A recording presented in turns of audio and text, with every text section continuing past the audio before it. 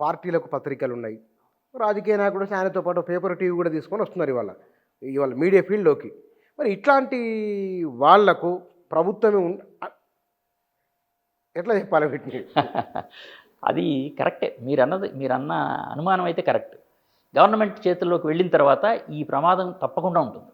ఎప్పుడు ఏ ఛానల్ వాళ్ళకి ఎగనెస్ట్ అవుతుందో దాని మీద వాళ్ళు ఇబ్బంది పెట్టే అవకాశం అయితే ఉంది, ఆ ప్రమాదం ఉంది. అంటే చెప్తున్నాను అదే, ఇక్కడ రెండు రకాలు. ఒకటేంటంటే గవర్నమెంట్ ఇండైరెక్ట్గా ఏం చేస్తుంది అనే విషయాలన్నీ ఒకటి, ఇక్కడ కామన్ మ్యాన్కి బెనిఫిట్ అవుతుందా లేదనేది ఒకటి. సో పైకి చూసేటప్పుడు ఇదంతా జరుగుతుంది, కానీ వెనక ఇట్లా జరగటానికి అయితే ప్రమాదం ఉంది. అంటే మనం ముందుగానే మనం చెప్పలేము, కానీ ఈ అవకాశం అయితే ఉంది, సూచన ఉంది.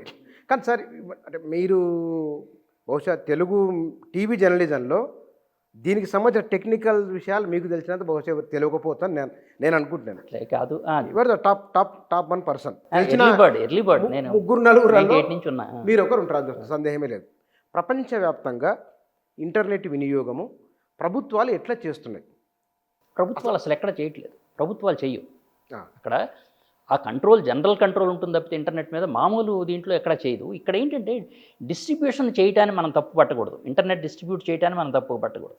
ఇక్కడ ఏంటంటే టీవీకి వచ్చేసరికి మన క్వశ్చన్ మార్క్ అంతా కూడా టీవీ విషయాలని, టీవీని ఎట్లా కంట్రోల్ చేస్తుంది అనేదే క్వశ్చన్. ఇంటర్నెట్ ఇవ్వటం మంచిదే, నిజానికి ఇంటర్నెట్ కన్జంప్షన్ బాగా పెరిగిన తర్వాత ఇట్లా తక్కువ రేటుకి ఇవ్వటం అనేది ఓవరాల్గా మంచిది. ఇంకా దీన్ని ఎట్లా చూడాలంటే ఇంటర్నెట్ పెనట్రేషన్ అందరికీ లోపలికి వెళ్ళిన తర్వాత దాన్ని వాడుకుని రకరకాల వస్తాయి. అంటే రేపు ప్రతి ఊర్లో సీసీటీవీ పెట్టచ్చు, అవన్నీ కూడా ఇంటర్నెట్ ద్వారా నీకు మొత్తాన్ని సెంట్రలైజ్ చేయొచ్చు, ఎక్కడ క్రైమ్ని ఆపాలన్నా ఇవన్నీ పనికి వస్తాయి. సో దీని ఉపయోగాలు చాలా ఉన్నాయి ఇంటర్నెట్ విషయంలో.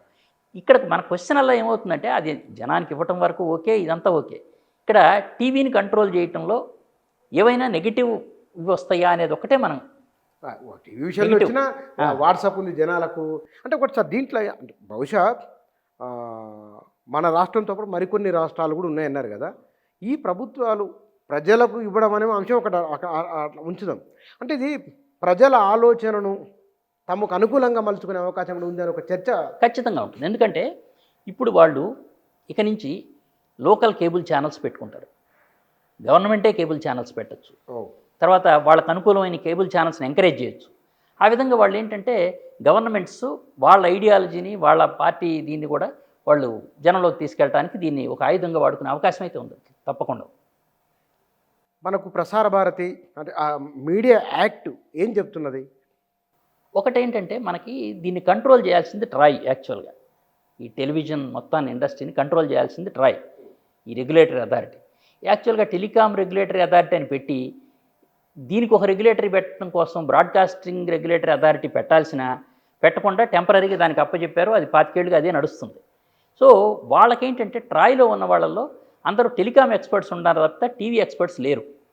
దాంతో వాళ్ళు ఫీల్డ్లో ఏం జరుగుతుందో తెలియకుండానే వాళ్ళు ఏవో కొన్ని రూల్స్ ఫ్రేమ్ చేయటం, ఆ రూల్స్ ఇంప్లిమెంట్ చేసేయడానికి వచ్చినప్పుడు చాలా ఇబ్బందులు రావటం, ఇంప్లిమెంట్ కావటం లేదని వెళితే మాదేం లేదు టీడీ శాట్కి వెళ్ళమంటాం, టీడీ శాట్ కోర్టులు ఇవన్నీ తిరిగి ఓపిక లేక అందరూ మానేశారు. ట్రాయ్ అనేది ఒక టూత్లెస్ బాడీ, దానికి అసలు కూరలు లేని ఇదనమాట. అదేంటంటే ఏదో రెగ్యులేషన్ చేస్తుంది కానీ దాని ఇంప్లిమెంటేషన్ సరిగ్గా జరగట్లేదు. అందువల్ల ఏంటంటే మీకు ఒక సిస్టమ్, ఒక పద్ధతి దాన్ని నడపటం అనేది లేదు. ఇప్పటికి కూడా ముందు గవర్నమెంట్కి ఇవ్వమని చెప్పింది లైసెన్స్, మళ్ళీ ఏపీ గవర్నమెంట్కి ఇచ్చింది ఐపీ లైసెన్స్ అందా, ఐపీటీవీ అన్నది ఏపీ గవర్నమెంట్కి ఇచ్చింది, అక్కడ టెంపరీ లైసెన్స్ అని తమిళనాడు గవర్నమెంట్కి ఇచ్చింది. అట్లా ఎక్కడ ఒక దీని మీద మాట మీద నిలబట్టలేదు. ఎందుకని అట్లా? మరి అది పొలిటికల్ దీంతో వాళ్ళు ఒత్తిడి చేసి తెచ్చుకోవడం అట్లా చేస్తున్నారు అంతే.